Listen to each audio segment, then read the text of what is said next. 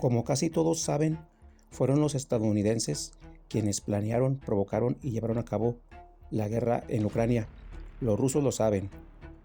Es decir, es esencialmente una guerra estadounidense que expuso el nivel amateur de planificación operativa muy estereotipada, rígida y muy poco educada. Además, se escondían por detrás de las tropas principalmente ucranianas. Pero este es el mejor proxy que el occidente colectivo jamás tuvo. Históricamente nunca hubo uno mejor, porque esencialmente para el 24 de febrero del 2022, este era el ejército de la OTAN. El señor Sirski estuvo a cargo de llevar a las Fuerzas Armadas de Ucrania a los estándares de la OTAN desde el 2014. Es decir, este tipo estuvo moldeando todo esto para ser el ejército de la OTAN. Este ejército de la OTAN ha sido derrotado. Los generales estadounidenses son simplemente incompetentes. El Pentágono es incompetente. Y ni hablar de los europeos, son simplemente una broma. Sus ejércitos, sus fuerzas armadas son una broma. Esta es la última guerra estadounidense y cuando vemos los resultados militares es asombroso. Vemos a cualquier general estadounidense, comenzando por el comandante supremo en funciones de las fuerzas europeas de la OTAN, el señor Cavoli, y personas como Petraeus o Kim. Estas personas no tienen idea de lo que están tratando. Es francamente aterrador. Cuando Rusia a estas personas que no se les permitiría comandar un batallón en las Fuerzas Armadas rusas, así de incompetentes son. La OTAN, incluidos los Estados Unidos, perdieron la carrera armamentista en cada sector crítico de la guerra en el siglo XXI. Debemos tener en cuenta que el régimen de Kiev ahora se maneja desde Londres.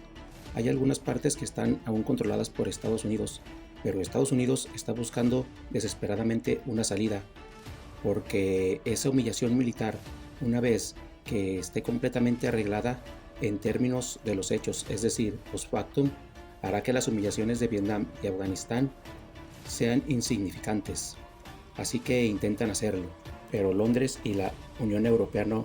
El primer ministro alemán ha dicho que los ucranianos ya no vayan más, que ya no emigren más a Alemania, que mejor se queden en su país, se enlisten en el ejército y luchen por Ucrania.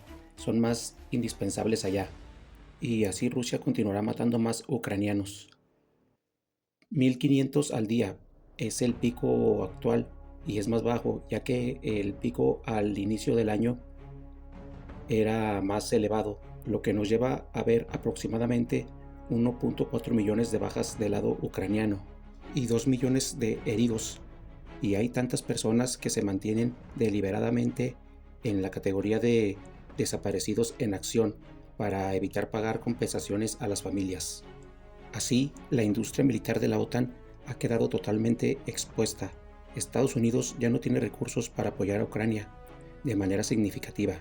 La propaganda estadounidense y la propaganda occidental están tratando deliberadamente de silenciar todas las cosas que pasan ahí. Estaban utilizando la propaganda ucraniana.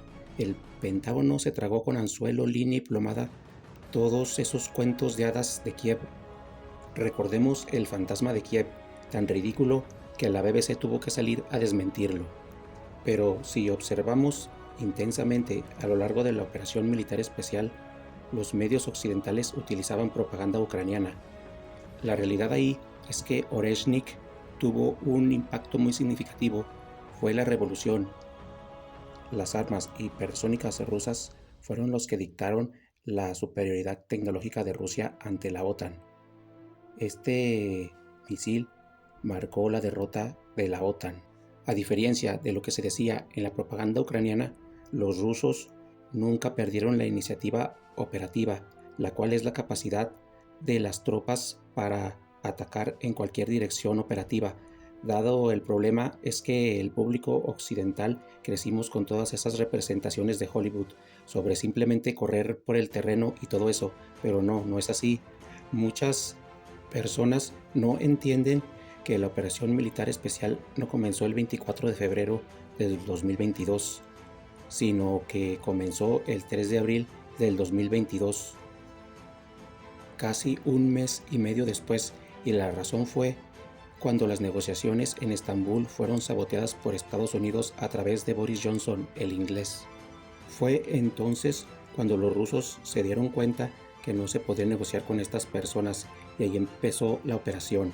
Hay una diferencia grande entre operación y guerra. Si los rusos estuvieran en guerra, primero las bajas civiles hubieran sido más altas y la cúpula política del régimen de Kiev habría desaparecido rápidamente.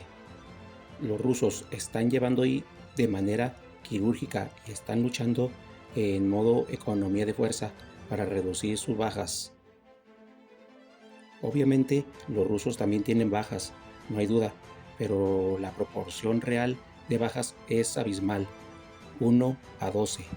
Es decir, por cada ruso caído hay 2 ucranianos y a veces más. Así los ucranianos se están quedando sin gente. Hay jóvenes de 18 años, incluso de 14 años, han sido capturados.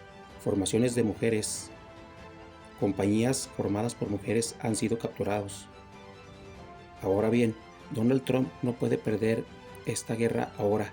Esencialmente depende de los términos. Esta guerra no es de Trump todavía, pero si se tarda, se convertirá en su guerra. Él entiende que no puede someter a Estados Unidos a esta completa humillación geopolítica. Sea lo que sea que Estados Unidos y Rusia discutan ahora, lo único tangible que Rusia puede ofrecer a Estados Unidos en este momento es lanzar algunos huesos, el alto al fuego en objetivos energéticos. Lo único tangible que le puede ofrecer Rusia es salvar la cara de Estados Unidos a expensas de Europa. Así que tiene que jugar este triangular con las fuerzas globalistas europeas, porque en Estados Unidos el prestigio está en juego, aunque ya haya perdido la guerra. Y entonces se podrá decir que se ha perdido la guerra, pero de la administración anterior. La realidad para firmar un alto al fuego o un tratado de paz es que siempre está impulsado por el campo de batalla, siempre por la economía productiva industrial. Y he aquí el resultado, lo tenemos hoy. Si Estados Unidos está en esa encrucijada, Europa es totalmente irrelevante. No tiene recursos para ser parte de una guerra armamentista. Además, Europa es incapaz de llegar a acuerdos. Los rusos saben que los estadounidenses fueron la fuerza impulsora y por eso hablan con ellos. No les interesa nada hablar con Europa. Rusia no quiere tener nada que ver con Europa, absolutamente nada.